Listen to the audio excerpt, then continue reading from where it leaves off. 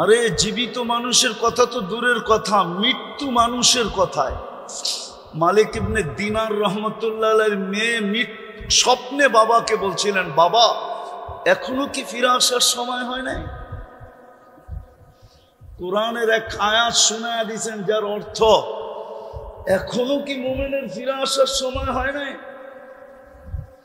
বাস ঘুমের থেকে উঠতে দেরি, মালিক ইবনে দিনার চেঞ্জ হইতে দেরি হয় না। যার নামই ছিল মালিক ইবনে দিনার। আর একটা কাহিনী মনে উঠলো, এই জন্য শোনাইতেছে। ওনার জমানায় এক বাদশাহ ছিলেন ইয়াজিদ বিন মুহাল্লাব, বড় প্রতাপশালী, ইসলামের জগতে বড় প্রতাপশালী বাদশাহ ছিল ইয়াজিদ বিন মুহাল্লাব। তো মালিক ইবনে দিনার রহমতুল্লাহ আলাইহির জামানায় তো শান শওকতের সাথে বাড়ির থেকে বাহির হইতেছিলেন, একটু উঁচা জায়গায় দাঁড়ায় মালিক ইবনে দিনার রহমতুল্লাহ আলাইহি তাকায়া তাকায়া দেখতেছিলেন। আর যখন বাদশার চোখে চোখ পড়ছে তখন একটু বেঁকা চোখে দেখছে, মাথাটা একটু বেঁকা করে, চোখটা একটু বেঁকা করে দেখছে, একটু ইনসাল্টের ভঙ্গিতে দেখছে, হ্যাঁ ও প্রতিফন্নের ভঙ্গিতে দেখছে। মালিক ইবনে দিনা ইয়াজিদ বিন মুহাল্লাব ডাকছে, এদিকে তুই কি আমাকে চিনিস না? সে তো বলতেছে, তোমার চেয়ে আমি তোমাকে ভালো চিনি, তোমার চেয়ে আমি তোমাকে, আচ্ছা আমার চেয়ে কেউ অন্য কেউ আমাকে ভালো চিনতে পারে? তো ইয়াজিদ বিন মুহাল্লাব বলে, এটা আবার কি বলতেছো, তুমি আমার চেয়ে আমাকে ভালো চিনো, সেটা আবার কি করা? তো মালিক ইবনে দিনার রহমতুল্লাহ আলাইহি বলতেছে, আমা কানা আউয়ালুকা নুতফা, তোর প্রথমটা কি একটা বীর্য ছিল না? তো মালিক ইয়াজিদ বিন মুহাল্লাব বলতেছিল, বালা। কেননা আগের যুগের বাদশারা, সম্ভ্রান্ত মানুষরা, টাকা পয়সাওয়ালা লোক, বিত্তশালীরা বেয়াদব ছিল না, সম্ভ্রান্ত ছিল কিন্তু কি বেয়াদব ছিল। আরেকটা শব্দ বলতে পারি, মানুষ বেয়াদব কখন হয় জানেন? যখন তার ভিতরে অহংকার ঢোকে। অহংকার ঢুকলেই কি হয়? বেয়াদব হয়, এর আগে বেয়াদব হয় না। বেয়াদব হইতে গেলে প্রথম লাগে অহংকার, যখন অহংকার ঢুকা যায় তখনই বেয়াদব হয়, আদব কায়দা বেড়ে যায়। তো আগের যুগের লোকেরা অহংকারী ছিল না, প্রতাপশালী ছিল, বেয়াদব ছিল না, অহংকারী ছিল না। তো ইয়াজিদ বিন মুহাল্লাবকে জিজ্ঞাসা করছে, আমা কানা আউয়ালুকা নুতফা, তোর প্রথমটা বীর্য ছিল না? বলছে, বালা, অবশ্যই। বলছে, আখিরুকা জিফা, তুমি মরা গেলে ফুলন্ত ফাটন্ত দুর্গন্ধময় একটা লাশে রূপান্তরিত হবে না? বলছে, বালা, অবশ্যই। বলছে, বাইনাহুমা তাহমিলু কাদিরা, এটা দুইয়ের মাঝখানে তুমি আর আমি একটা পেশাব পায়খানার টুকরি, আর কি পেটের ভিতরে কি? আরে বলেন না, পেশাব পায়খানার একটা টুকরি চিনেন?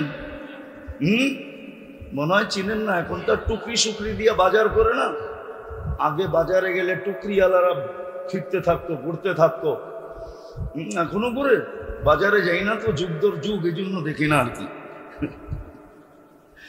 তো বলছে পেশাব পায়খানার টুকরি। তারপরে ইয়াজিদ বিন মুহাল্লাব বলতেছে, আল্লাহি ইয়া শাইখ আরাফতানি হাক্কা, আপনি আমাকে চিনছেন, এই চামচগুলা একটাও আমারে চিনে নাই, আমার চতুর্দিকে যে চামচগুলা আছে। ইয়াজিদ বিন মুহাল্লাবের জিন্দেগি চেঞ্জ। দিতে দিতে রাত্র পার হয়ে যাবে, হাজারো কাহিনী দেওয়া যায়, ছোট কথায় জীবন চেঞ্জ। তো লম্বা শুনতে হয় না, জীবন যদি চেঞ্জ করতে হয় তাইলে দুটা কথাই জীবন চেঞ্জ হয়ে যায়। এতজনের কথা শুনতে হয় না, এত লম্বা কথার প্রয়োজন হয় না। আজকে তো জীবন চেঞ্জ করার ইচ্ছা আমাদের নাই। জীবন চেঞ্জ করার ইচ্ছা আমাদের নাই। জীবন চেঞ্জ করার ইচ্ছা যদি থাকতো তাহলে এক মজলিসই যথেষ্ট, ভিতরে রং চলে আসতো। আর না হওয়ারও কারণ আছে, না হওয়ারও, আমরা সারাদিন দেহ নিয়া বিভোর, দেহটা নিয়েই সারাদিন ভাবি, ঠিক না? সত্য তো?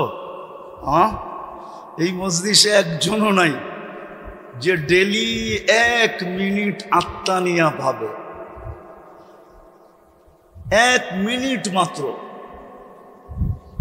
60 মিনিটে 1 ঘন্টা, 24/60 যতটুক হয়, 24/60 কত মিনিট?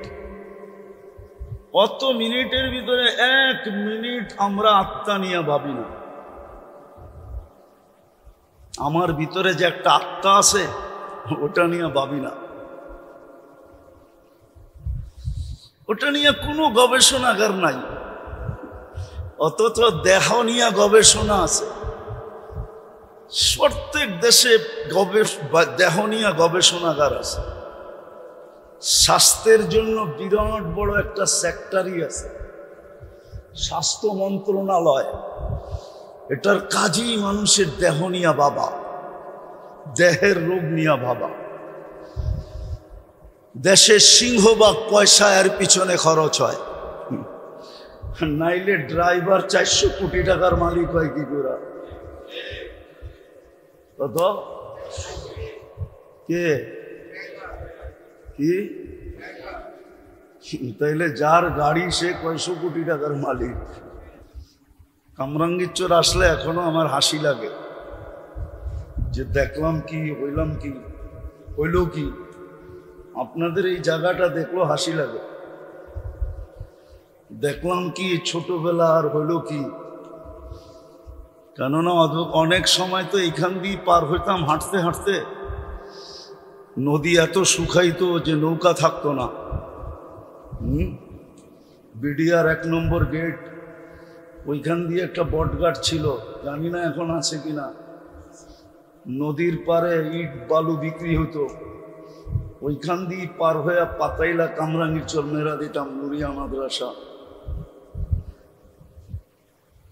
তো হাফিজি হুজুর রহমতুল্লাহ আলাই বাস্তবিক ভিতরে ছিল রং, বাহিরে উঠে ফুটে উঠছে।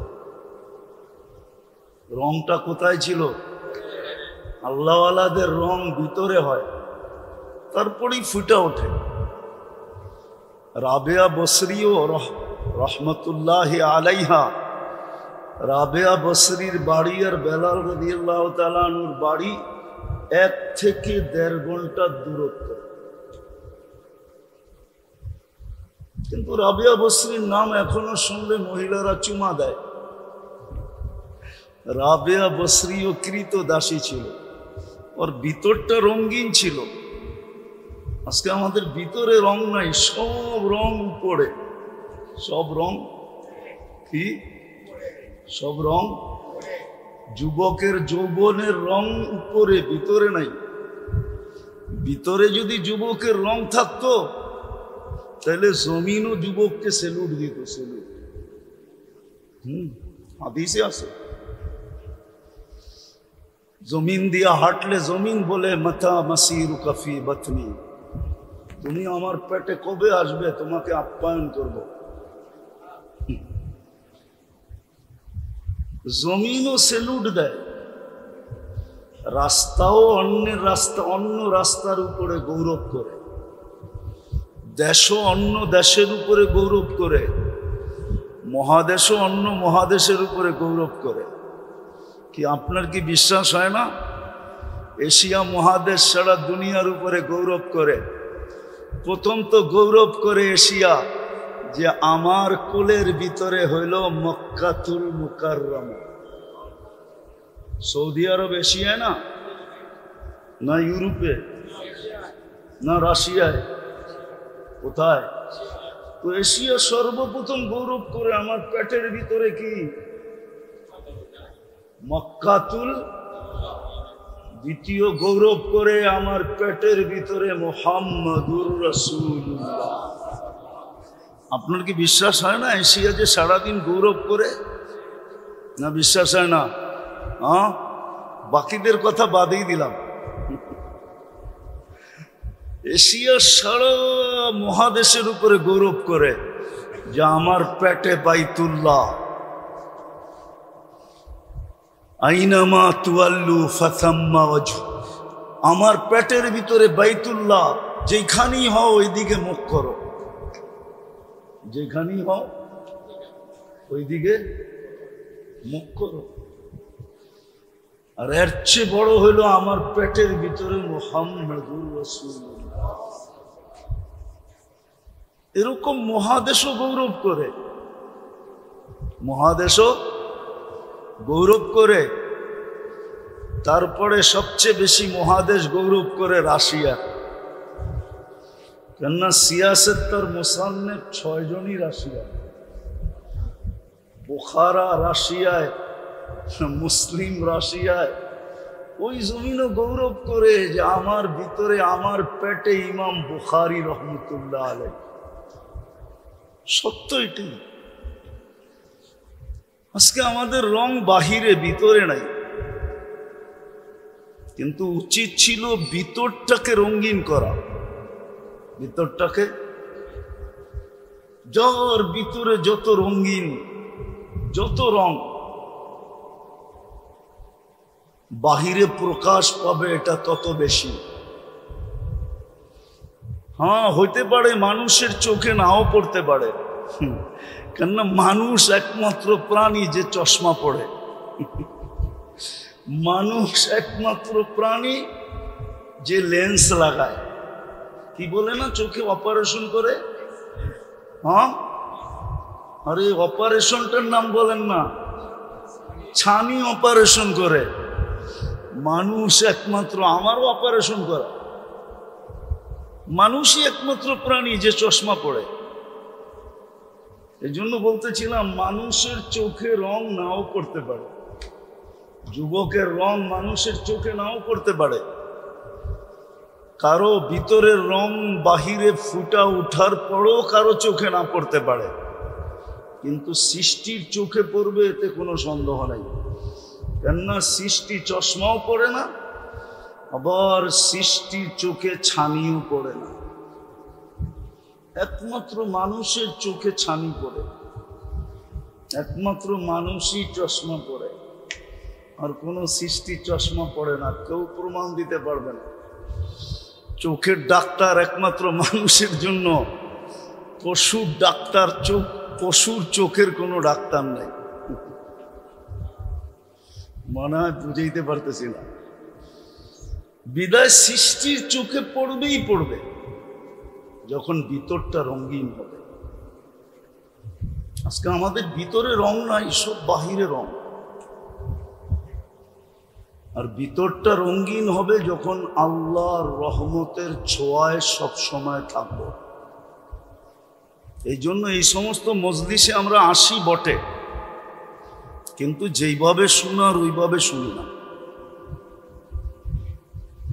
যেইভাবে পরিবেশ বানানো ওইভাবে বানাই না। ওইভাবে যদি শুনি মনোযোগ দিয়া, পরিপূর্ণ মনোযোগ দিয়া, তাইলে আল্লাহর কথা সত্য, লাআল্লাকুম তুরহামুন।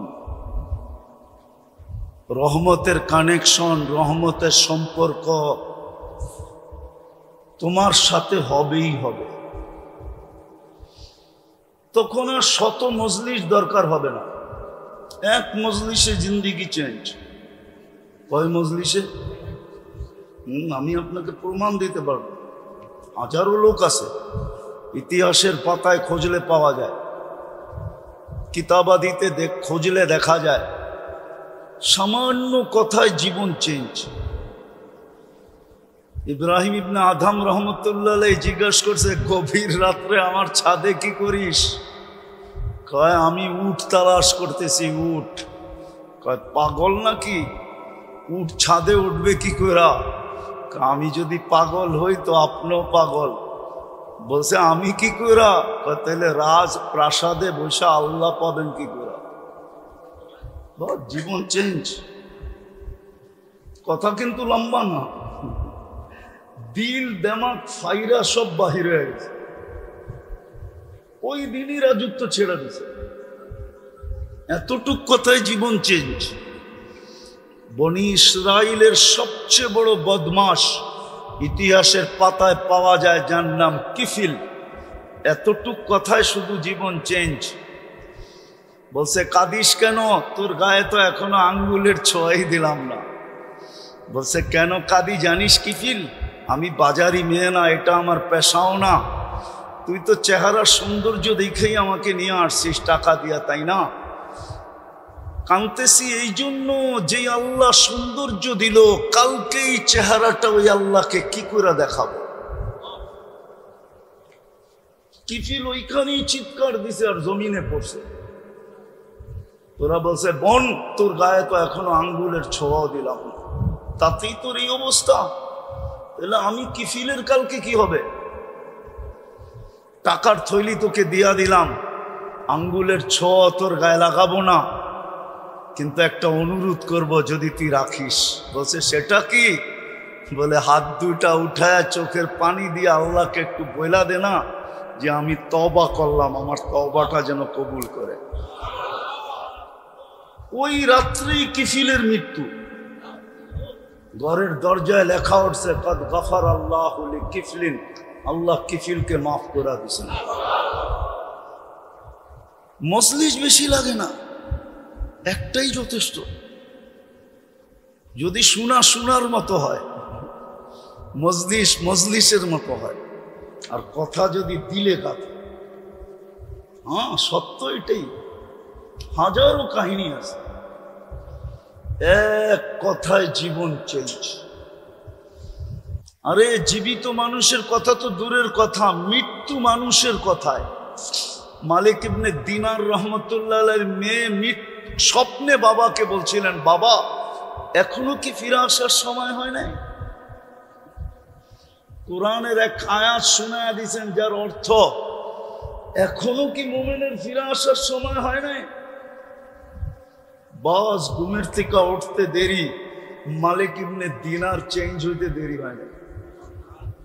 যার নামই ছিল মালিক ইবনে দিনার। আর একটা কাহিনী মনে উঠলো, এই জন্য শোনাইতেছে। ওনার জমানায় এক বাদশাহ ছিলেন ইয়াজিদ বিন মুহাল্লাব, বড় প্রতাপশালী, ইসলামের জগতে বড় প্রতাপশালী বাদশাহ ছিল ইয়াজিদ বিন মুহাল্লাব। তো মালিক ইবনে দিনার রহমতুল্লাহ আলাইহির জামানায় তো শান শওকতের সাথে বাড়ির থেকে বাহির হইতেছিলেন। একটু উঁচা জায়গায় দাঁড়ায় মালিক ইবনে দিনার রহমতুল্লাহ আলাইহি তাকায়া তাকায়া দেখতেছিলেন। আর যখন বাদশার চোখে চোখ পড়ছে তখন একটু বেঁকা চোখে দেখছে, মাথাটা একটু বেঁকা করে, চোখটা একটু বেঁকা করে দেখছে, একটু ইনসাল্টের ভঙ্গিতে দেখছে, হ্যাঁ ও প্রতিফন্নের ভঙ্গিতে দেখছে। মালিক ইবনে দিনা ইয়াজিদ বিন মুহাল্লাব ডাকছে, এদিকে তুই কি আমাকে চিনিস না? সে তো বলতেছে তোমার চেয়ে আমি তোমাকে ভালো চিনি, তোমার চেয়ে আমি তোমাকে। আচ্ছা আমার চেয়ে কেউ অন্য কেউ আমাকে ভালো চিনতে পারে? তো ইয়াজিদ বিন মুহাল্লাব বলে এটা আবার কি বলতেছো, তুমি আমার চেয়ে আমাকে ভালো চিনো? সেটা আবার কি করা? তো মালিক ইবনে দিনার রহমতুল্লাহ আলাইহি বলতেছে, আমা কানা আউয়ালুকা নুতফা, তোর প্রথমটা কি একটা বীর্য ছিল না? তো মালিক ইয়াজিদ বিন মুহাল্লাব বলতেছিল বালা। কেননা আগের যুগের বাদশারা, সম্ভ্রান্ত মানুষরা, টাকা পয়সাওয়ালা লোক, বিত্তশালীরা বেয়াদব ছিল না, সম্ভ্রান্ত ছিল, কিন্তু কি বেয়াদব ছিল। আরেকটা শব্দ বলতে পারি, মানুষ বেয়াদব কখন হয় জানেন? যখন তার ভিতরে অহংকার ঢোকে। অহংকার ঢুকলেই কি হয়? বেয়াদব হয়। এর আগে বেয়াদব হয় না। বেয়াদব হইতে গেলে প্রথম লাগে অহংকার। যখন অহংকার ঢুকা যায় তখনই বেয়াদব হয়, আদব কায়দা বেড়ে যায়। তো আগের যুগের লোকেরা অহংকারী ছিল না, প্রতাপশালী ছিল, বেয়াদব ছিল না, অহংকারী ছিল না। তো ইয়াজিদ বিন মুহাল্লাবকে জিজ্ঞাসা করছে, আমা কানা আউয়ালুকা নুতফা, তোর প্রথমটা বীর্য ছিল না? বলছে বালা, অবশ্যই। বলছে আখেরুকা জিফা, তুমি মরা গেলে ফুলন্ত ফাটন্ত দুর্গন্ধময় একটা লাশে রূপান্তরিত হবে না? বলছে বালা, অবশ্যই। বলছে বাইনাহুমা তাহমিলু কাদিরা, এটা দুইয়ের মাঝখানে তুমি আর আমি একটা পেশাব পায়খানার টুকরি, আর কি পেটের ভিতরে কি? আরে বলেন না, পেশাব পায়খানার একটা টুকরি। টুকরি চিনেন? মনে হয় চিনেন না। এখন তো টুকরি শুকরি দিয়ে বাজার করে না, আগে বাজারে গেলে টুকরিওয়ালারা ফিরতে থাকতো, ঘুরতে থাকতো। এখনো করে বাজারে যাই না তো, যুগদর যুগ, এই জন্য দেখি না আর কি। তো বলছে পেশাব পায়খানার টুকরি। তারপরে ইয়াজিদ বিন মুহাল্লাব বলতেছে, আল্লাহি ইয়া শাইখ আরাফতানি হাক্কা, আপনি আমাকে চিনছেন, এই চামচগুলা একটাও আমারে চিনে নাই, আমার চতুর্দিকে যে চামচগুলা আছে। ইয়াজিদ বিন মুহাল্লাবের জিন্দেগি চেঞ্জ। দিতে দিতে রাত্র পার হয়ে যাবে, হাজারো কাহিনী দেওয়া যায়, ছোট কথায় জীবন চেঞ্জ। তো লম্বা শুনতে হয় না, জীবন যদি চেঞ্জ করতে হয় তাইলে দুটা কথাই জীবন চেঞ্জ হয়ে যায়। এতজনের কথা শুনতে হয় না, এত লম্বা কথার প্রয়োজন হয় না। আজকে তো জীবন চেঞ্জ করার ইচ্ছা আমাদের নাই। জীবন চেঞ্জ করার ইচ্ছা আমাদের নাই। জীবন চেঞ্জ করার ইচ্ছা যদি থাকতো তাহলে এক মজলিসই যথেষ্ট, ভিতরে রং চলে আসতো। আর না হওয়ারও কারণ আছে, না হওয়ারও, আমরা সারাদিন দেহ নিয়া বিভোর, দেহটা নিয়েই সারাদিন ভাবি, ঠিক না? সত্য তো? এই মজলিসে একজনও নাই যে ডেলি 1 মিনিট আত্মা নিয়া ভাবে। 1 মিনিট মাত্র, 60 মিনিটে 1 ঘন্টা, 24/60 যতটুক হয়, 24/60 কত মিনিট? অত মিনিটের ভিতরে 1 মিনিট আমরা আত্মা নিয়ে ভাবি না। আমার ভিতরে যে একটা আত্মা আছে ওটা নিয়ে ভাবি না, ওটা নিয়ে কোনো গবেষণাগার নাই। অথচ দেহ নিয়ে গবেষণা আছে। প্রত্যেক দেশে দেহ নিয়ে গবেষণাগার আছে। স্বাস্থ্যের জন্য বিরাট বড় একটা সেক্টরই আছে, স্বাস্থ্য মন্ত্রণালয়। এটার কাজই মানুষের দেহ নিয়ে ভাবা, দেহের রোগ নিয়ে ভাবা। দেশের সিংহভাগ পয়সা এর পিছনে খরচ হয়, নাইলে ড্রাইভার 400 কোটি টাকার মালিক হয় কি করে? কত? কে কি? তাইলে যার গাড়ি সে কয়শো কোটি টাকার মালিক। এটা আমার বোঝানো ইচ্ছা না, আমার বোঝানোর জন্য বলতেছি, কথার আলোচ্য বিষয় না।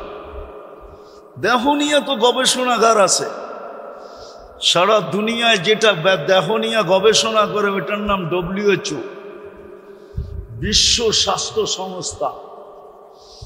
আজকেই আমি জুমায় বলতেছিলাম আর হাসতেছিলাম, আজকে প্রত্যেক মসজিদের খতিবের কাছে ফাউন্ডেশন থেকে চিঠি আসছে, করোনার ব্যাপারে সবাইকে সতর্ক করেন, সজাগ করেন, সবাইকে সচেতন করেন। কিন্তু আমি তো আজ পর্যন্ত ফাউন্ডেশন থেকে একটা চিঠি আসতে দেখলাম না। নাম ইসলামী ফাউন্ডেশন, ও চিঠি পাঠাইলো আজকে, তাও করোনা নিয়ে সতর্ক করার জন্য। আজ পর্যন্ত ফাউন্ডেশনকে দেখি নাই। যে একটা চিঠি কোনোদিন ইস্যু করতে যে মানুষের আত্মা নিয়ে মানুষকে সতর্ক করেন। কেননা শারীরিক রোগে তো যার হলো সে আক্রান্ত হয়, শুধু তার পর্যন্ত সীমিত থাকে, কিন্তু আত্মায় যখন রোগ হয় না, এটা পর্যন্ত পুরা দুনিয়া পর্যন্ত ছড়ায়া থাকে। শুধু সে আক্রান্ত হয় না, পরিবার আক্রান্ত হয়, পরিবার হয় না মহল্লা হয়, শুধু মহল্লা হয় না এলাকা হয়, এলাকা হয় না পুরা দেশ হয়। যদি পুরা দেশ কেন পুরো দুনিয়া মানব জাতি আক্রান্ত হয় যখন আত্মায় রোগ হয়। আত্মা যখন কারো লোভ, আত্মার রোগ, শরীরের রোগ না। লোভ কি কি কিসের রোগ? লোভ আত্মার রোগ, এটা শরীরের রোগ না। লোভেই তো পুরা নদী খায়া ফেলছে, ঠিক না? কি আমার তো ওই দিনও মনে আছে এই নদী কত বড়। বড়ই তো হইলাম ঢাকা শহরে, ডাঙ্গুটি খেললাম ঢাকা শহরে। ৭৬ থেকে পড়ি কামরাঙ্গি চরে পড়তাম, ৭৬ আমি ভর্তি হয়েছি কামরাঙ্গি চরে নুড়িয়ায়। ওই থেকে তো এই নদী দেখতেছি কত বড়, কিন্তু লোভেই তো এই নদী খায়া ফেলছে, ঠিক না? লোভেই তো কতজনের বাড়ি চলে গেছে, ঠিক না? না চলে যায় নাই? লোভেই তো কত মানুষ ফকির হয়ে গেল, ঠিক না? লোভ যার, যে ফকির হয়েছে সে না, আরেকজন লোভী হয়ে গেছে। কাহিনী মনে পড়ছে, বনি ইসরাইলের ভিতরে এক বুড়ি ছিল, বুড়ি। তো রাজার প্রাসাদের কাছেই বুড়ির ঝুপড়ি ছিল। তো মন্ত্রীরা পরামর্শ দিছে, রাজা মহাদয় আপনার বাড়ির পাশে যদি বুড়ির ঝুপড়ি থাকে এটা কি শোভা পায়? তো বলছে কি করবো, দেওয়ালটা একটু বাড়ায় নিলেই তো বাড়ির সৌন্দর্যটাও বাড়ে, ঝুপড়িটাও থাকে না। তো রাজার বুঝে আসছে। তো বুড়ি যতদিন ছিল ততদিন তো নিতে পারে না। বুড়ি একদিন জানি কই চলে গেছে বেড়াইতে, আইসা দেখতেছে ঝুপড়ি সুপড়ি কিছুই নাই, রাজার বাড়ির দেওয়াল লম্বা হয়ে গেছে।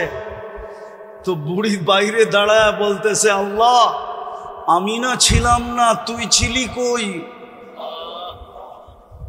আমি না ছিলাম না, তুমি ছিলে কোথায়? এরকম হায়াতুস সাহাবায়ও এক কাহিনী আছে। মহিলা সাহাবী বাড়ির থেকে চলে গেছেন, আয়সা দেখতেছে চাক্কি নাই, চাক্কি চুরি হয়ে গেছে। চাক্কি, চাক্কি চিনেন? আটা পিসার চাক্কি।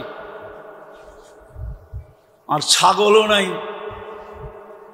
তো জায়নামাজ বিছায়া নামাজ পড়া বলতেছে, আমি তো ছিলাম না, আপনি কোথায় ছিলেন? দোয়া তো পড়তে পড়তেই গেছিলাম, খলিফাতুনা ফিল আহলি ওয়াল মাল রফিকুনা ফিস সফর ওয়াল খলিফাতু ফিল আহলি ওয়াল মাল। আপনাকেই তো বাড়িতে রেখা গেলাম, চাক্কি কই আর বকরি কই? আপনি কই ছিলেন? তো সাথে সাথে নতুন চাক্কি পাঠায় দিছে, বকরি একটার জায়গায় দুটা পাঠায় দিছে। আর ওই বনি ইসরাইলের বুড়ি যখন হাত উঠায় বলছে, আপনি কই ছিলেন? আমি না ছিলাম না। বাস বলতে দেরি, তুফান আসতে দেরি হয় না। বাদশাও গোল, চড্ডি বড্ডিও গোল। যেমন একটু আগে সাইদ ভাই বললেন না যে আমিও জেলখানায় গেছি, আসলে ওই চোখের পানিতেই সব উড়ে গেছে। চোখের পানিতেই সব কি হয়ে গেছে। আরেকটা আছে, ওটা সময় আমার কাছে নাই। এই মাটির একটা বৈশিষ্ট্য আছে, বাংলাদেশের মাটির নিচে একটা আধ্যাত্মিক শক্তি লুকানো আছে। ওটা গভীরভাবে কেউ ইতিহাস না পড়লে জানবে না। এই মাটির নিচে একটা গভীরভাবে এক আধ্যাত্মিক শক্তি লুকানো আছে। এই মাটি নিয়ে যে খেলবে একদিন না একদিন মাটি তাকে কিক মারবেই মারবে।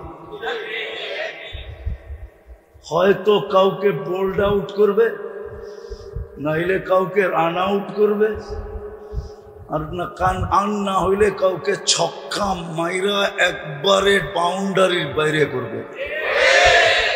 এটা হলো এই মাটির আধ্যাত্মিক শক্তি। আপনারা জানেন না, আসতেছেন তো জানেন না, এই মাটির একটা আধ্যাত্মিক শক্তি আছে।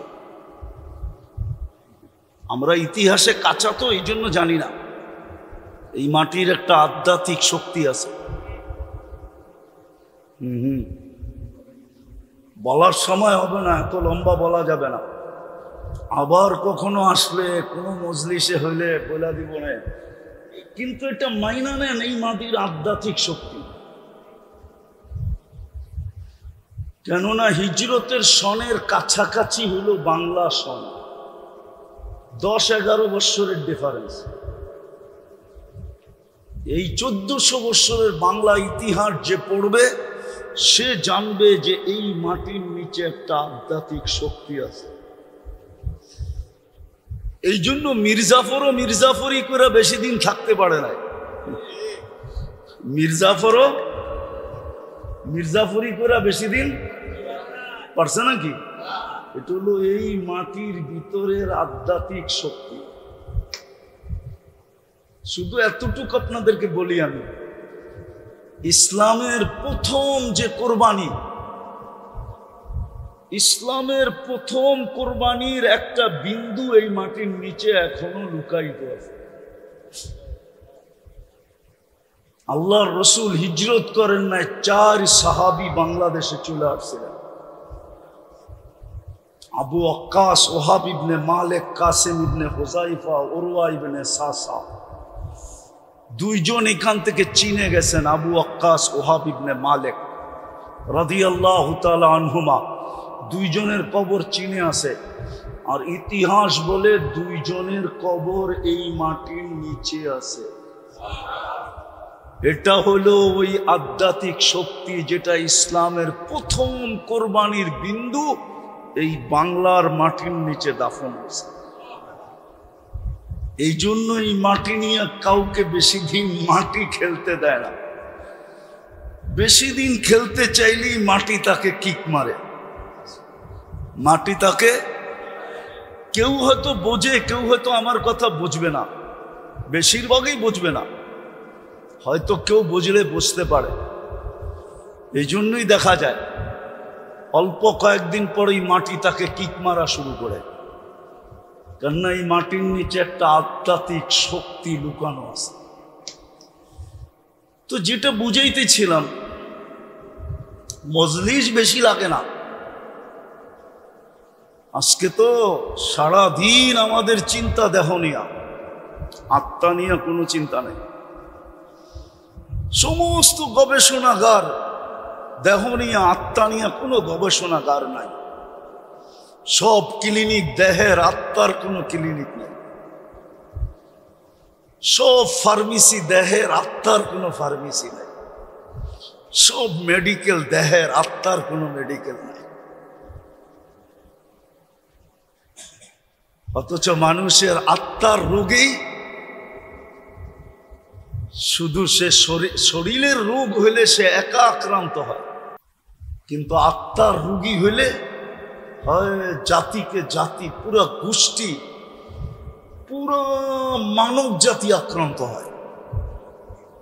আজকে জুলুম মানুষের হিংসার কারণ, মানুষের কারণেই দুনিয়াতে আজকে জুলুম আর জুলুম, মানুষের আত্মার রোগের কারণে। আর হাদিসও আছে, একজনের আত্মার রোগের কারণে একটা জাতি মারা যাবে। শুধু একজনের আত্মার রোগ, কয়জনের? এক ফ্যামিলির আত্মার রোগ, পুরো জাতি ধূলিসাৎ হয়ে যাবে। আর আমরা চোখে এখন এটাই দেখতেছি, আমাদের আত্মার রোগ। ইসলাম এই জন্যই দরকার, আত্মার রোগকে নির্ণয় করা দরকার। আমরা আত্মা নিয়ে ভাবি না। আরে রোগ বইলা কি লাভ হবে যদি আপনার ভিতরে ভাবনাই না আসে? শুধু শুধু তো হাদিস বলে নাই, আত্মা নিয়ে ভাবতে গেলে লা তাফাক্কুরু সা খায়রুম মিন ইবাদাতি 60 ও 70 সানা। এই হাদিস আত্মার ভাবনার ব্যাপারেও, যে আত্মা নিয়ে ভাববে তাকে 60-70 বৎসরের ইবাদতের সওয়াব প্রত্যেক মুহূর্তে দেওয়া হবে।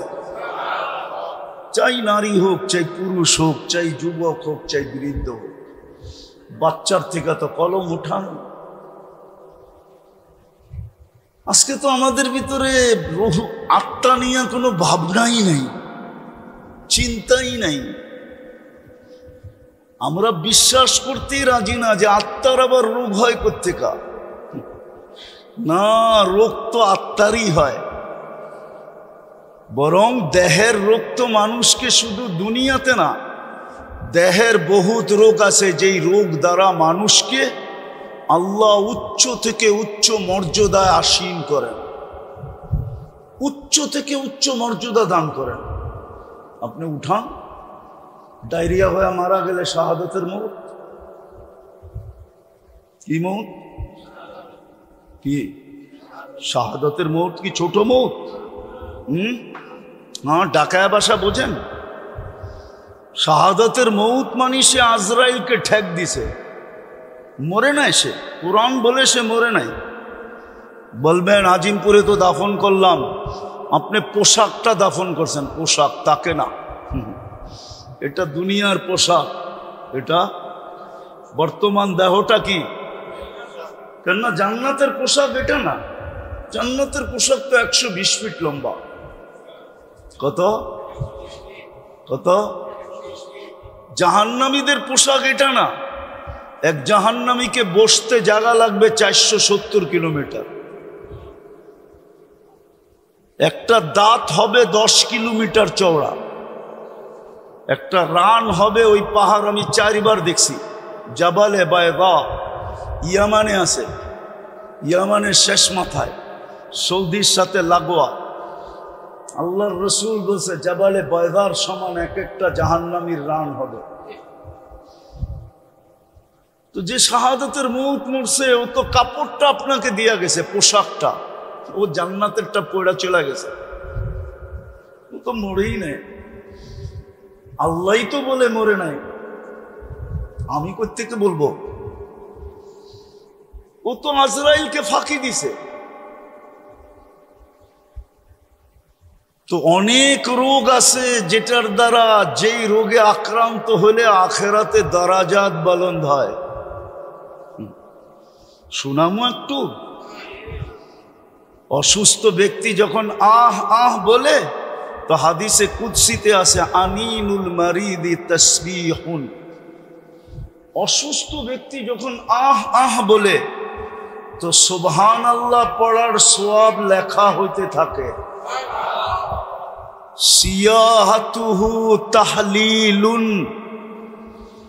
যখন অসহ্য হয়ে চিৎকার দেয়, তো লা ইলাহা ইল্লাল্লাহ পড়ার সওয়াব লেখা হইতে থাকে। কোনটার ওয়েট কতটুকু বলার সময় নাই আমার কাছে। সুবহানাল্লাহর ওজন কতটুকু, আল্লাহ ইলাহার ওজন কতটুকু। তাকাল্লুবুহু আন যামবিন ইলা যামবিন। যখন বিছনায় পড়ে এপাশ ওপাশ করতে থাকে অসুস্থতার কারণে, কাআন্নাহু ইয়াকতুলুল আদু। সেজন্য যুদ্ধের ময়দানে শত্রুর বিরুদ্ধে মোকাবেলা করতেছে, ওই সওয়াব তার আমলনামায় লেখা হয়। সংক্ষেপ করতেছি, কুল্লু আমালিন কানা ইয়ামালু ফিস সিহা ইউক্তাবু কুল্লু আমালিন কানা ইয়াহমালু ফিস সিহা। সুস্থ অবস্থায় যত আমল করত, সমস্ত আমল তার আমলনামায় ফেরেশতা লিখতে থাকে। যদি সুস্থ হয়ে যায়, আল্লাহ সুস্থতা দেন, তো কায়াউমিন ওয়ালাদাতহু উম্মু। মা যেরকম জন্ম দিল নিষ্পাপ, এরকম নিষ্পাপ সুস্থ হয়ে দাঁড়ায় যায়। আর যদি দুনিয়ার থেকে চলেই গেল, তা আল্লাহ বলে তোকে নিষ্পাপ বানায়া আমি দুনিয়ার থেকে উঠায় নি। শারীরিক রোগ তো মানুষকে এতটুকু উপকার করে, কিন্তু আত্মার রোগ না। আত্মার রোগ মানুষকে ডুবায় দেয়। দুনিয়া তো ডুবায় দেয়, আখেরাত তো ডুবায় দেয়। দুনিয়ায়ও তার দ্বারা হাজারো মানুষ অতিষ্ঠ হয়, লক্ষ কোটি মানুষ অতিষ্ঠ হয়। আমার সমাজে যা কিছু দেখতেছেন, চুরি ডাকাতি, রাহজানি ছিনতাই, মাদক সাধক, দুর্নীতি সুর্নীতি, জুলুম জবর, যা কিছু দেখতেছেন আমার সমাজে, সব আত্মার রোগের কারণে, শরীরের রোগের কারণে,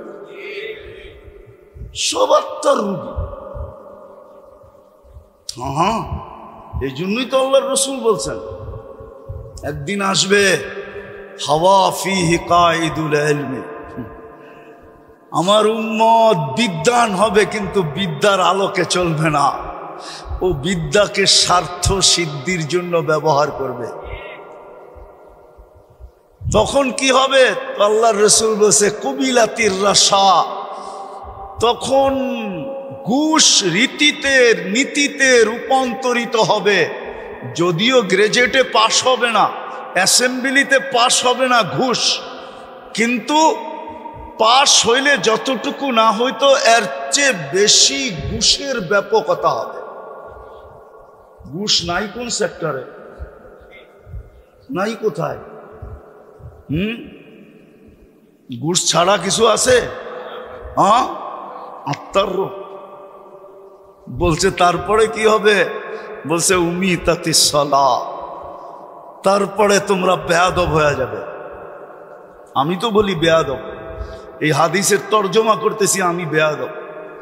আল্লাহ ডাকলো তারপরও আসলো না, ওর চেয়ে বড় বেয়াদবকে? মালিক ডাকলো আসলো না, তাইলে কি ও আদবালা নাকি? কি? হ্যাঁ হ্যাঁ, ও তো হলো বিশ্ব বেয়াদব।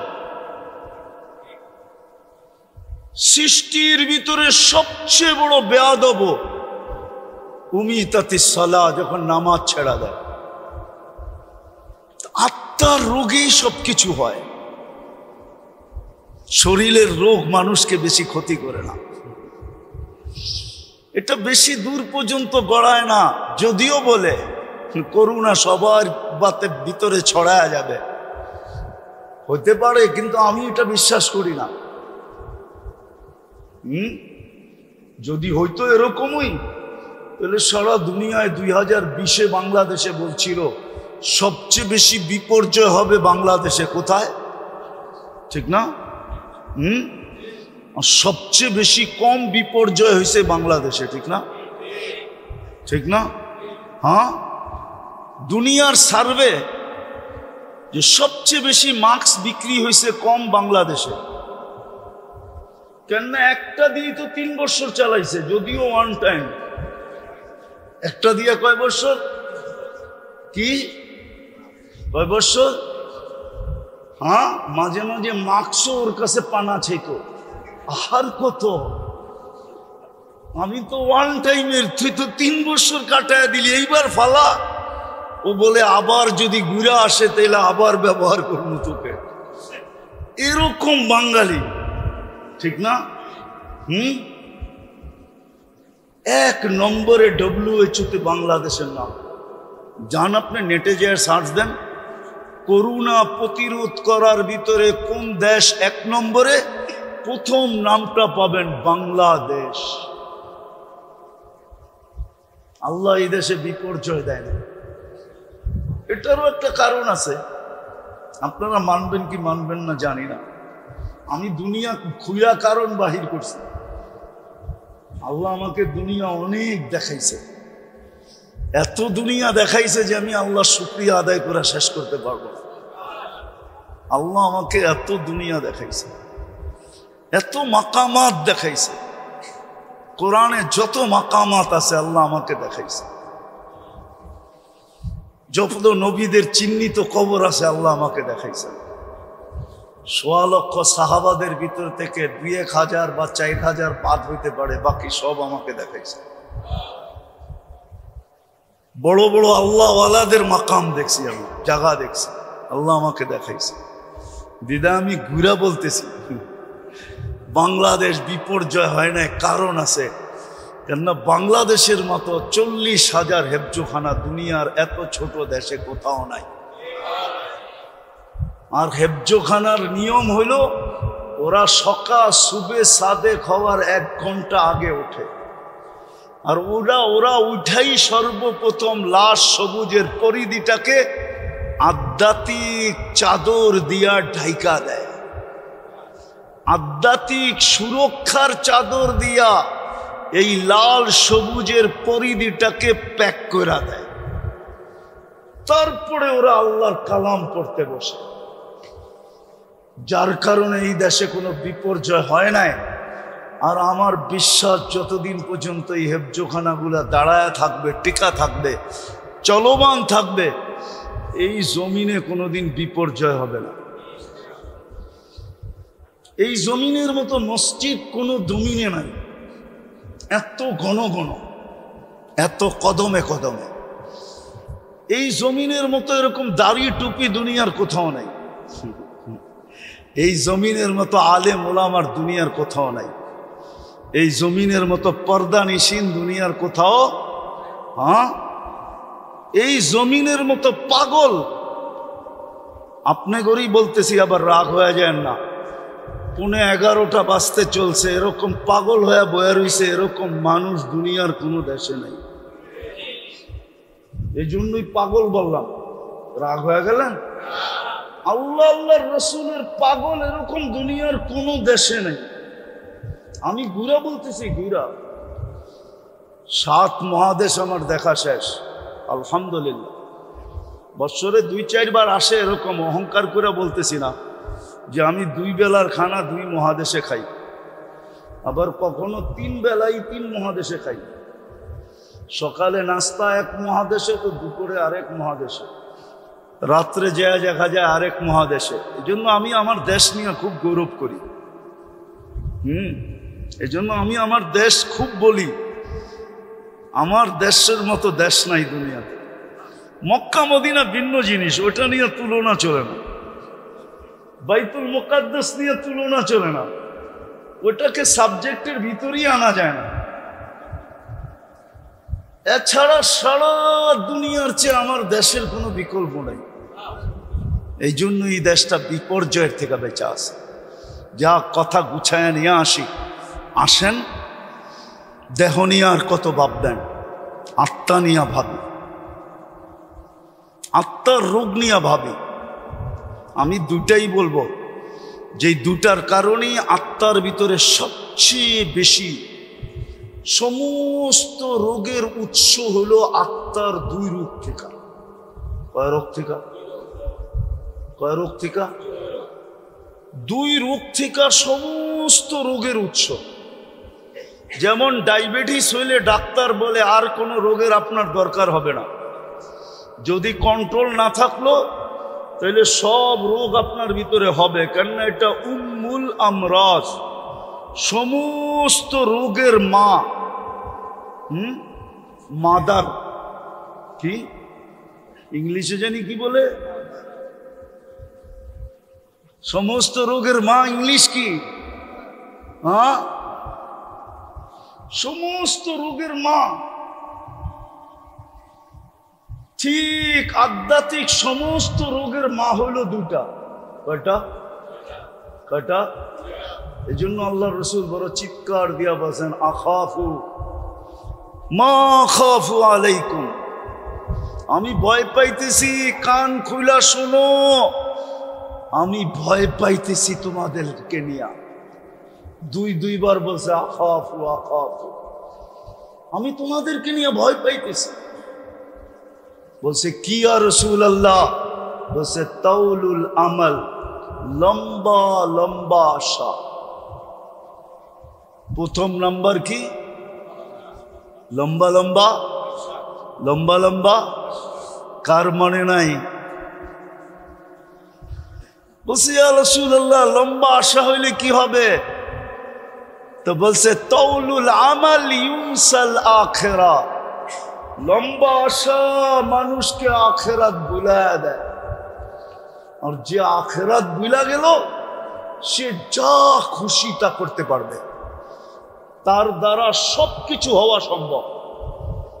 চুরি হওয়া সম্ভব, ডাকাতি হওয়া সম্ভব, ছিনতাই হওয়া সম্ভব, ইয়াবাহা বেচা সম্ভব, ইয়াবাহা নেওয়া সম্ভব, জুলুম করা সম্ভব, ছিনানো সম্ভব, এভরিথিং সম্ভব যে আখেরাত ভুলে গেল।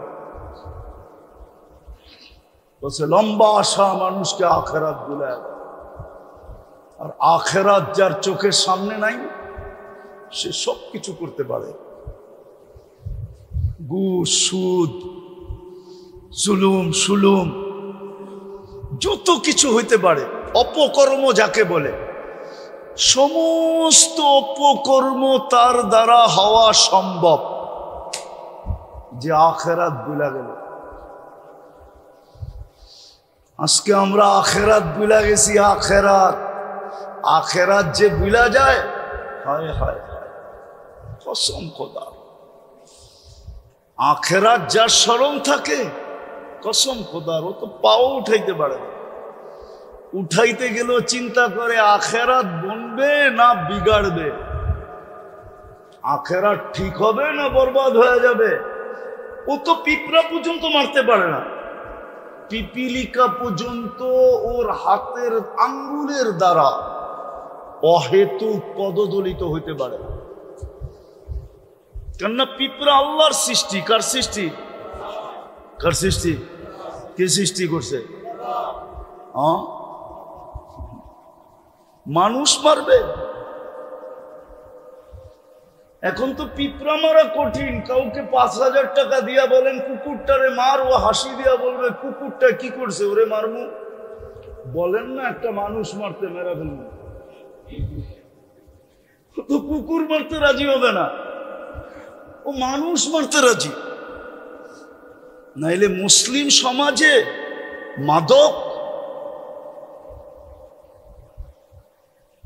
মুসলিম সমাজে মাদক, মুসলিম যুবক মাদকে আসক্ত, মুসলমান মাদক বেচে।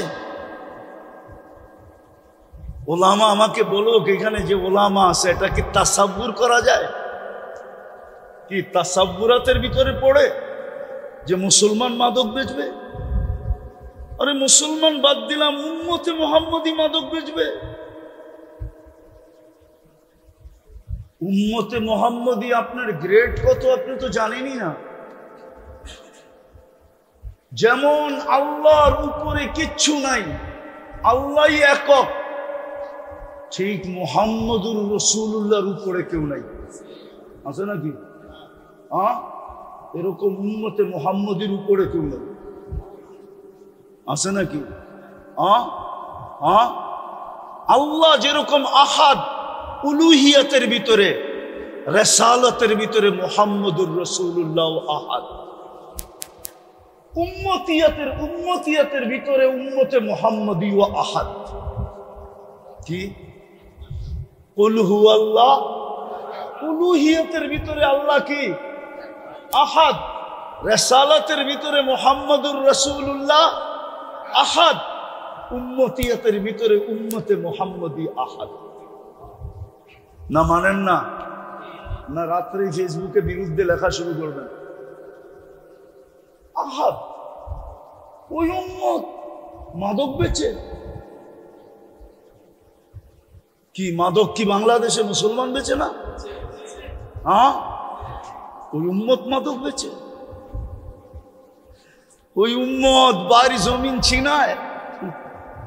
হায় হায় হায়। সর্বপ্রথম রোগ হইল তাউলুল আমাল, যেটার ফলাফল দাঁড়ায় আখিরাত ভুলায়। দ্বিতীয় রোগ হইল ইত্তেবাউল হাওয়া, মন চাহি জীবন। আমি শেষ জায়গায় চলে আসছি। মন চাহি জীবন, রব চাহি না, মন চাহি জীবন। কোরআন হাদিসের আলোকে জীবন না, মন চাহি জীবন। ইত্তেবাউল হাওয়া বলছে মন চাহি জীবন কি হবে? আফারাইতাখাযা মান ইত্তাখাযা ইলাহাহু হাওয়া। মন চাহি জীবনে কি ক্ষতি হবে? আওয়াজ কমান। মন চাহি জীবনে কি ক্ষতি হবে? আল্লাহর রসুল বলছে মন চাহি জীবন, হকের মাঝে তোমার মাঝে পর্দা পড়া যাবে, তুমি হক চিনবে না। বিদ্যা থাকবে কিন্তু তোমার ভিতর থেকে ওই পার্স বিনষ্ট হয়ে যাবে যেই পার্স থাকলে হক চিনে, মানুক আর না মানুক চিনে, মানুক আর না মানুক, মানুক আর না মানুক চিনে। আমার মনে আছে কোনো এক সময়, ভাই ছোলো করো ছোলো, আমার মনে আছে আমি একবার বয়ান করতেছিলাম জজদের ভিতরে। বাংলাদেশের 850 জজ আছে, রমজানে ওদের একটা ইফতার পার্টি হয়। তো কোনো এক সময় আমাকে ইনভাইট করছিলেন, তা আমি জজদেরকে বলতেছিলাম 850, এখন একটু বেশি হবে, 900 950 মতো। ওই সময় যে মন্ত্রী ছিল ওনার নামও আমি জানি, উনি আমার পাশে বসা ছিল। তো বলতেছিল আসরের পরে ইফতার কাছাকাছি আমি বয়ান করতে গেলে হুজুরের বয়ান করা হবে না। তা আমি বয়ান করলাম না, আজকে হুজুরের বয়ানই শুনি। তা আমি বলতেছিলাম শোনেন, আমি জানি আপনারা যেখানে বসে আছেন আমার মতো দাড়ি টুপি নিতে পারবেন না, জুব্বা সুব্বা পাগড়ি সাগড়ি পড়তে পারবেন না, আমার বেশভূষা অবলম্বন করতে পারবেন না।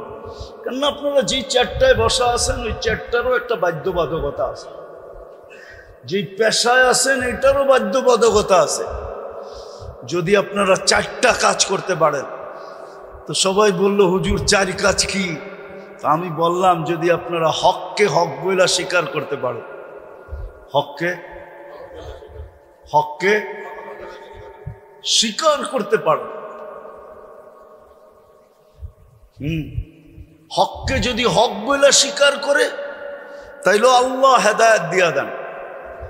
এই জন্য আসিয়া যখন মুসা আলাইহিস সালামকে উঠায়া আইনা নিজের কোলে বসায়া ফেরাউনের কোলে দিতে চাইছিল, আর বলছিল আসা আইয়ান ফানা নাত্তাখিদাহু আলাদা, আমাদেরকে উপকার করবে, কেননা তুই তো আজ পর্যন্ত একটা বাচ্চা আমার কোলে দিতে পারস না, তুই তো পুরুষই না।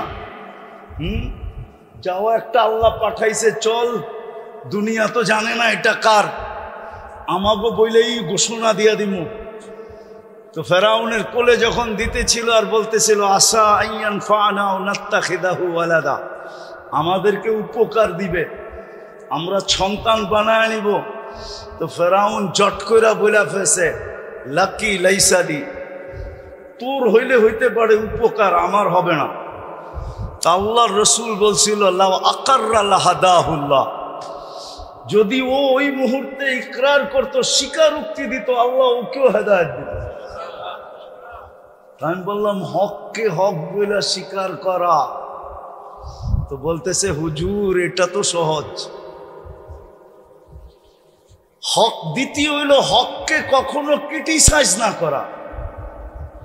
আমার সমাজে দেখেন টকশোতে, কয়েকদিন আগেই শুনতেছিলাম একজনে টকশোতে বলতেছে মাদ্রাসাগুলা বলে গরিব বানানের কারখানা। কি এত আস্তে নাউজুবিল্লাহ পড়লেন? আপনারও দেখা যায় ওর দলের, ঠিক না? গুলা হলো গরিব বানানের কি কি কি আবার ও বলে সুশীল কি, তবে আমি আবার ওটার একটু সুশীল বলে না, আমি ওটারে আবার একটু মোটিফাই করছি, কেননা আমরা ছোটবেলায় শুনছিলাম শীল কি, আমাদের দেশে একটা জাতি ছিল শীল কি, চিনেন শীল কি কি? যে চিনেন চিনেন, যে চিনেন না ওরে আর চিনান দরকার নাই। তো সুশীল, এটা সুশীল না, এটা হলো সুশীল, শিক্ষিত শীল। মাদ্রাসায় বলে গরিব বানানোর কারখানা। দেখেন না এক একজন হুজুর করে নিয়ে কিভাবে ব্যঙ্গ করে, অথচ নিজে বিরাট বিরাট শিক্ষিত। ওই যে মন চাহি জীবন, ইত্তেবাউল হাওয়া, মন চাহি জীবন মানুষকে তার মাঝে আর হকের মাঝে পর্দা ঢেলা দেয়। শিক্ষা দীক্ষা সবকিছু থাকা সত্ত্বেও, যুক্তি তর্ক বোঝা সত্ত্বেও হককে মানে না। হক মানার ক্ষমতা তার ভিতর থেকে বিলুপ্ত হয়ে যায়। আর যার ভিতর থেকে হক মানার ক্ষমতা বিলুপ্ত হয়ে যায়, খোদার কসম ওকে দিয়া যা খুশি তা করার যায়। ওকে দিয়া সূর্যের আলো তো করানো যায়, আবার রাতের অন্ধকারও করানো যায়। হ্যাঁ, সূর্যের আলো তো করানো যায়। আমি আপনাদেরকে আঙ্গুল দিয়ে দেখাইতেছি না, আপনাদের সামনে প্রস্ফুটিত। নাহলে মানুষকে পাখির মতো গুলি করে মারে কি করে? ঠিক না? মানুষকে গুলি করে মারে কি করে? মানুষকে মারে, আবার স্বজাতিকে মারে, স্বদেশীকে মারে, আবার স্বভাষাভাষীকে মারে। ভাষা এক, দেশ এক, জাত এক, পাখির মতো গুলি করে মারে। বোঝা গেল হক ওর কাছে নাই, হক ওর কাছে নাই। কেননা ওর মন চাহি জীবন হয়ে গেছে। এই দুটা রোগের থেকে আমাদেরকে বাঁচা উচিত। দুটা রোগের থেকে যদি বাঁচতে পারলেন, একটা হলো লম্বা আশা, যেটা আল্লাহ রসুল ইঙ্গিত দিছে, ইদা আসবাহতা ফালা তানতাদিরিল মাসা, যেটা বাংলার জমিনে আল্লাহ সত্যায়িত করছে। 1 মিনিটের নাই ভরসা। যে লেখছে, সে গাইছে, স্টেজে তার উপরে সত্যায়িত হয়েছে। ফিরোজ শাহী লেখছে, গাইছে, আর গাজীপুরের স্টেজে এই গান গাইতে যেয়ে মারা গেছে। আল্লাহ বুঝেইছে তুমি আশা লম্বা করো না, আশা যত খাটো করা যায়। আসবাহতা ফালা তানতাদিরিল মাসা। হ্যাঁ, আপনাদের এলাকার নাম কি? ওয়ার্ডের নাম কি? হাজারিবাগ, থানা হাজারিবাগ, ঠিক না? হাজারিবাগের মানুষ আজকে সূর্যটা বলতে বলতে ডুবছে। লান আউদ ফি হায়াতিকা আবাদা। হতে পারে কাল সকালে তোমরা আমাকে কেউ উঠতে দেখবে না। আল্লাহ পারে। জমিন প্রতি মুহূর্ত আল্লাহকে বলে, আলা কুল্লা ইয়াউমিন ওয়াল আরদু তাস্তাযিনু রাব্বা। জমিন প্রতি মুহূর্ত বলে, আল্লাহ অনুমতি দেন না। আন আবতালিয়া ইবনা আদম ফি বাতনি, আমি মানুষকে পেটে নিয়ে যাই। আল্লাহ জিজ্ঞাসা করে, কেন? যাহারা মালাআ যাহরি যুলমা ওয়া জাওরা।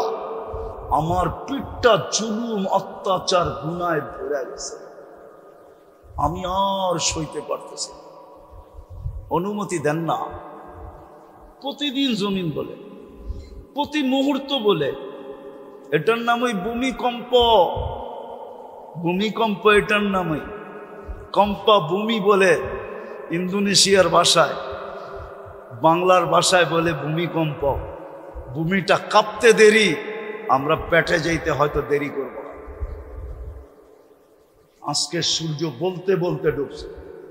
বিদায় আসেন, যদি নিজের শুদ্ধি চান, আশাকে ছোট করেন, মন চাহি ছাড়েন, আল্লাহ চাহি ধরেন, রসুল চাহি ধরেন। আল্লাহ কি চায়, রসুল কি চায়, কোন মুহূর্ত আপনার কাছে কি চায় বলবেন। এটা শিখবো কোথায়? ওটার জন্য বাংলাদেশের মতো সহজ পরিবেশ দুনিয়ার কোনো দেশে নাই। আমার বয়ানে আছে, শুনতে পারবেন। এক মাসলার জন্য আমার কাছে 700 কিলোমিটার দূর থেকে আসছে। 2008 আমার সফর চলতেছিল এন্টার ইউরোপ। আমি জার্মানির ফ্রাঙ্কফুর্টে বসা ছিলাম। 700 কিলোমিটার দূর থেকে একজন নবমুসলিম আসছে একটা মাসলা জিজ্ঞাসা করতে। আমি শোনার পরে বলছিলাম, তোর পাও দুইটা দে, আমি একটা চুমা দিয়া নেই। কেননা হাদিসের আলোকে তোর পাও চুমা পাওয়ার যোগ্য। তুই যত জায়গা দিয়ে আসছ, সমস্ত জায়গার তরু লতা গাছপালা মাটির কণা পর্যন্ত তোর জন্য ইস্তেগফারের দোয়া, মাগফিরাতের দোয়া করছে। তুই দে আগে পাও দুইটা চুমা দে। মাসলাটা ছিল আমি নবমুসলিম, আমার মা বাবা মুসলমান না। ইসলাম, আল্লাহ, রসুল, কোরআন, হাদিস আমার অমুসলিম মা বাবার সাথে কেমন ব্যবহার শিখায়, আমি কেমন ব্যবহার করব। কিন্তু আমি বাংলাদেশে বুড়া হয়ে গেলাম, আজ পর্যন্ত কোনো যুবক আমাকে এসে জিজ্ঞাসা করে না যে আমার মা বাবার সাথে আমি কেমন ব্যবহার করব। আপনারা কোনোদিন জিজ্ঞেস করছেন? একজন হাত উঠায় বলেন যে আমি কোনো হুজুরকে যে জিজ্ঞেস করছি আমার মা বাবার সাথে আমি কেমন ব্যবহার করব? বলেন। 700 কিলোমিটার দূর থেকে আসছে নবমুসলিম। ওই কাহিনী আমার দিলে কাইথা গেছে, এই জন্যই মাঝে মাঝে শুনাই। আমাদের দেশে এটা জানা অনেক সহজ। আল্লাহ কদমে কদমে হক্কানি আলেম দিয়া দিছেন। আলেম কামরাঙ্গীর চর দেখলে আমার হাসি লাগে কেন জানেন? বর্ষাকালে আমরা সেই কিল্লার মোড়ের থেকে নৌকায় বসতাম, আর মুরিয়া মাদ্রাসার পুরান বাথরুমের পিছে যায় নামতাম। মাঝে মাঝে সাইজ সাহেব চলে গেছে মনে হয়, ওনাদের বাড়ির পিছন দিয়া, কুমিল্লা পাড়ার পিছন দিয়ে আমরা যেতে থাকতাম নৌকা দিয়ে। এক নুরিয়া মাদ্রাসা ছিল। আজকে কামরাঙ্গীর চরে 500-র উপরে মাদ্রাসা, কয়েক ডর্জন হইল দাওরায়ে হাদিস মাদ্রাসা, পুরুষ মহিলা মিলায়া। বাংলাদেশের মতো সুযোগ আল্লাহ দুনিয়ার কোথাও দেন নাই। শিখার জন্য যদি শিখতে চায়, মন চাহি বাদ দিয়া যদি রব চাহি চায়, মন চাহি বাদ দিয়া যদি মুহাম্মদুর রাসূলুল্লাহর তরিকা শিখতে চায়, তাইলে কদমে কদমে উলামা, কদমে কদমে মাদ্রাসা, কদমে কদমে আল্লাহওয়ালা। এত আল্লাহওয়ালা এই দুনিয়ার কোনো দেশে না। আমার সফরের জীবনের অভিজ্ঞতা আমি বলতেছি। আমি বেশিরভাগই তো রাত্রে নামি, আর প্লেনে ফার্স্ট ক্লাসে থাকলেও ঘুম হয় না। কেন হয় না জানি না, গাড়িতেও হয় না, প্লেনেও হয় না। তো আমার একটা নিজের অভিজ্ঞতা বলতেছি। সারা দুনিয়া ঘুরা যখন প্লেনটা বাংলাদেশের সীমানায় ঢোকে, দেখা যায়, স্ক্রিনে দেখা যায়, প্লেনের ভিতরে যে লাগানো থাকে ওটা দিয়ে দেখা যায় এই সীমানায় কলিকাতার থেকে সীমানায় ঢুকলো, অথবা পূর্ব দিক থেকে হলে চিটাগাং কক্সবাজার দিয়ে এই বার্মা পাড়োয়া সীমানায় ঢুকলো। আমার মনে হয় বাংলাদেশের সীমানায় ঢুকলে প্লেনই বলে দেয় যে সীমানায় ঢুকে গেছে। কসম খোদা, আমি আমার অভিজ্ঞতা বলতেছি, শতবারের ফ্লাইয়ের অভিজ্ঞতা বলতেছি। শতবার না, আরো বেশি হবে। কতবার হবে গুনতে হবে। যদিও আমার এই কথাটা অনেকে মানবে না, কিন্তু আমার তাখাইয়ুল বলতেছি, দিলের ধারণা। আমি তো বুঝি যখনই বাংলাদেশের সীমানায় ঢোকে, প্লেনের গতি বা প্লেনের অবস্থা বইলা দেয় বাংলাদেশের সীমানায় ঢুকে গেছে। স্ক্রিনে তাকাইলে দেখা যায় বাংলাদেশের সীমানা। আপনারা মানবেন না আমার কথা,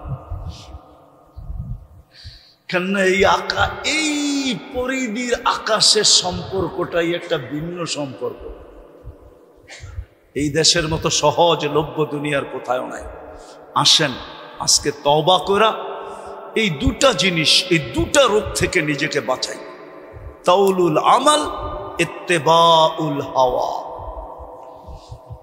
এই দুটাই হলো সমস্ত অপকর্মের মূল, সমস্ত গুনার মূল। পারবেন আজকে তওবা করা? পারবেন? প্রথম তওবা করেন। করলেন তওবা? কে কে তওবা করবেন দেখি? পাক্কা? তাহলে বলে দেন আল্লাহ তওবা করলাম, বলেন বলেন বলেন, আল্লাহ তওবা করলাম। নামান, এতটুকুই যথেষ্ট। আল্লাহ এখন প্রথম আকাশে ডাকতেছে, হাল মিন মুস্তাগফির ফাগফির আলা। বন্ধুর উম্মত, হায় হায় হায়, বন্ধুর উম্মত, হাবিবুল হাবিবি হাবিবুল। আমরা বন্ধুর উম্মত, আর বন্ধু আল্লাহর বন্ধু, বন্ধুর বন্ধু বন্ধু। হাবিবুল হাবিবি হাবিবুন, বন্ধু আল্লাহর হাবিব। আমরা বন্ধুর হাবিব, আমরাও আল্লাহর হাবিব। এই জন্যই তো আমাদেরকে ডাইকা ডাইকা মাফ করতে চাইতেছে। আর আজকে থেকে শিখেন ওলামাদের সোহবত, ওটার জন্য সোহবত লাগবে। সোহবত কি কি লাগবে? শুধু শুধু বলে নয়। শফি রহমতুল্লাহ আলাই, শেষ করে দিতেছি। শফি রহমতুল্লাহ আলাই একদিন থানবী রহমতুল্লাহ আলাইকে বলতেছিলেন, কেননা আগে হাফিজ জুজুরও দেখতাম মসনবী শরীফের খুব শেয়ার পড়তেন। হাকিম আখতার সাহেব রহমতুল্লাহ আলাইও দেখতাম মসনবী শরীফের খুব শেয়ার পড়তেন। তো থানবী রহমতুল্লাহ আলাইও খুব পড়তেন। তো শফি সাহেব রহমতুল্লাহ আলাই বলতেছে, শোয়ারারা, শায়েররা, মসনবী তো শের না, শায়েররা অতিরঞ্জিত বেশি করে। তো বসে থানবী রহমতুল্লাহ আলাই জিজ্ঞাসা করছে, কি অতিরঞ্জিত? বা একদম সোহবতে বা আউলিয়া, সামান্য সময় আল্লাহওয়ালাদের হক্কানি আলেমদের সোহবত বেহতের আস সদ সালে তাআত বেরিয়া, রিয়াহীন 100 বছর ইবাদতের চেয়ে উত্তম। বলছে এটা কি অতিরঞ্জিত না? থানবী রহমতুল্লাহ আলাইহি বলে 100 না লেখছে, 1 লাখ লেখলেও তো অতিরঞ্জিত হবে না। কেননা হইতে পারে যেই মুহূর্ত আল্লাহওয়ালাদের হক্কানি আলেমদের সোহবতে ছিল, ওই সময়টা কবুলিয়াতের ছিল, আর ওই সময় সে আল্লাহর কাছে কবুল হয়ে গেছে। তাইলে তো সারা জীবনের জান্নাত ওই মুহূর্তেই বেড়ে গেছে। তো লক্ষ কোটি বছর বললেই অসুবিধা কি? তো শফি সাহেব রহমতুল্লাহ আলাইহি বলতেছিলেন, মুফতি আজম শফি রহমতুল্লাহ আলাইহি, এবার হাটহাজারী শফি সাহেব হুজুর মনে করেন না, ওনার নাম আহমদ শফি, আর উনি হলেন মুফতি শফি। হ্যাঁ, উনি বললেন যে এখন আমার বুঝে আসছে, আপনার সোহবতে না আসলে আমার এটাও বুঝে আসছে না। ঠিক আল্লাহওয়ালাদের সোহবত লাগবে। জাতিকে তো এটাই বুঝাইতে পারলাম না যে ওলামাদের সোহবত কত জরুরি, আল্লাহওয়ালাদের সোহবত কত জরুরি। এটাই তো আমরা বুঝাইতে পারলাম না। দোষটা আমাদের ঘাড়েই নিতেছি, আমারই দোষ। আমি আপনাদেরকে বুঝাইতে পারি না যে ওলামাদের সোহবত কত জরুরি, আল্লাহওয়ালাদের সোহবত কত জরুরি। আল্লাহ আমাদেরকে আমল করার তৌফিক দান করেন। ওমা আলাইনা ইল্লাল বালাগ। লাকাল হামদ কামা ইয়ানবাগি লিজালালি ওয়াজহিক ওয়া আযীমি সুলতানিক। সাল্লি ওয়া সাল্লিম ওয়া বারিক আলা হাবিবিকা মুহাম্মদ সালাতান ওয়া সালামান খালিদান মা খুলুদিক দাইমান মা দাওয়ামিক লা মুনতাহা লাহু দুনা ইলমিক ওয়া লা মুনতাহা লাহু দুনা মাশিয়াতিক ওয়া লা জাযাআ লিকাইলিহি দুনা রিদা। আয় আল্লাহ, বেশি কিছু চাবো না। আয় আল্লাহ, এই আয়োজনটাকে কবুল করেন, এই আয়োজকদেরকে কবুল করেন। আয় আল্লাহ, যেই নামে এই খানকাটাকে কবুল করেন। আয় আল্লাহ, এটাকে শুধু ক্লিনিক হিসাবে না, এটাকে ইউনিভার্সিটি কলেজ হিসাবে কবুল করেন, ইউনিভার্সিটি হিসাবে কবুল করেন। আয় আল্লাহ, যেরকম মেডিকেল ইউনিভার্সিটি আছে, এটাকে এরকম আধ্যাত্মিক ইউনিভার্সিটি হিসাবে কবুল করেন। যারা আসছে তাদেরকেও কবুল করেন, যারা আসতে পারে না, আকাঙ্ক্ষা ছিল, তাদেরকেও কবুল করেন। আজকে তো পুরা এলাকাবাসীকে কবুল করেন, পুরা থানাটাকে কবুল করেন, আজকে তো পুরা উম্মতকে কবুল করেন। আজকে তো জিন্না ইনসানের সাথে সাথে জিন্নাতকেও কবুল করে। আল্লাহ কবুলিয়াত চাই, আর কিচ্ছু চাই না। আমরা জানি কবুলিয়াত হইলে সব হয়ে যাবে, আর কিচ্ছুর প্রয়োজন হবে না। আল্লাহ এক ফোঁটা পানি, তাও বিদ্যুটে দুর্গন্ধময়, তাও নিকৃষ্ট, কবুলিয়াত পাইছে দেখি তো আজকে সৃষ্টির সেরা। কবুলিয়াত চাই, আর কিচ্ছু চাই না। আল্লাহ আবারও বলতেছি কবুলিয়াত চাই, আমাদের তওবার কবুলিয়াত চাই, আমাদের এই গরমের ভিতরে ঘাম ঝরানের কবুলিয়াত চাই। আয় আল্লাহ আজকে হাজারি বাককে কবুল করে, যার যে পেরেশানি আছে দূর করে দেন, প্রয়োজন আছে মেটায় দেন, অসুস্থ আছে শেফায়ে কামেলা আজেলা দায়েমা মুস্তামেররা নসিব করে। আয় আল্লাহ এই প্রতিষ্ঠানটাকে কবুল করেন, এর ছাত্রদেরকে কবুল করেন, ওস্তাদদেরকে কবুল করেন, প্রতিষ্ঠাতাদের কিয়ামত পর্যন্ত নসলকে কবুল করেন। এর জরুরত থাকলে খাজানায় গায়েব থেকে পোড়া পোড়া দেয়। আয় আল্লাহ যারা বরাবর ইমান নিয়ে যারা চবরে চলে গেছে সবাইকে মাফ করা দেয়।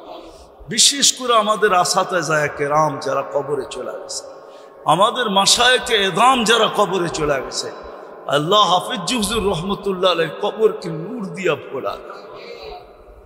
আল্লাহ আমাদের যে উস্তাদরা এখনো বাঁচা আছে তাদের হায়াতের ভিতরে পরিপূর্ণ বরকত নসিব করেন। বিশেষ করে আদিব সাহেব হুজুরের হায়াতের ভিতরে বরকত নসিব করেন, সেহত ও আফিয়ত নসিব করেন, সেহত ও আফিয়ত নসিব করেন, সেহত ও আফিয়ত নসিব করেন, সেহত ও আফিয়ত নসিব করেন। আরো খেদমত কবুল করেন, আরো খেদমত করার তৌফিক নসিব করেন। আল্লাহ থানবী রহমতুল্লাহ আলাইহি 63 বৎসরে 1300 কিতাব লেখছে। আল্লাহ আয় আল্লাহ আদিব সাহেব হুজুরকেও আপনি এইভাবে কবুল করেন যে দুনিয়ার থেকে চলে গেলে চলে যাওয়ার পরেও যেন আমরা দেখি যে হায় হায়াত দিয়া ওজন দিলে কিতাব কয়েক লক্ষ গুণ বেশি হবে। আয় আল্লাহ আমাদের মা বাবাকে মাফ করা দেন, আমাদের আত্মীয় স্বজনকে মাফ করা দেন। আল্লাহ আমাদের দেশটাকে আপনি হেফাজত করেন, সারা দুনিয়ার মুসলমানকে আপনি হেফাজত করেন। আয় আল্লাহ যদিও এই কথা আপনার শানের মোতাবেক হবে না, আপনি আমাদের উপরে নারাজ হয়েছেন এই কথা তো বলতে পারি না, কিন্তু অভিমান করছেন এটা বলতে পারি। সত্যই আপনি আমাদের উপরে অভিমান করছেন, নাইলে এরকম হবে কেন? উম্মতে মুহাম্মদের এই দুর্দশা হবে কেন? আপনি অভিমান উঠায় দেন, ফিলিস্তিনকে জয়যুক্ত করে দেন, ইসলামের ঝান্ডাকে উঁচা করে দেন, মুসলমানদেরকে আপনি হেফাজত করেন। আয় আল্লাহ ওই কথাকে আপনি মিথ্যা প্রমাণ করেন। সারা দুনিয়া এখন চিৎকার দিতেছে আপনি নাকি আমাদেরকে ছেড়া দিছেন, আপনি নাকি মুসলমানকে ভুলে গেছেন, আপনি নাকি মুসলমানদেরকে ছেড়া গেছেন। আল্লাহ এই কথাকে আপনি মিথ্যা প্রমাণ করে দেন, আপনি আপনার কুদরতকে দেখায় দেন। আরিনা আজাইবা কুদরতাক ওয়া সাল্লাল্লাহু তাআলা আলা খায়রি খালকিহি মুহাম্মাদি ওয়া আলিহি ওয়া আসহাবি আজমাইন বিরহমাতিকা ইয়া আরহামার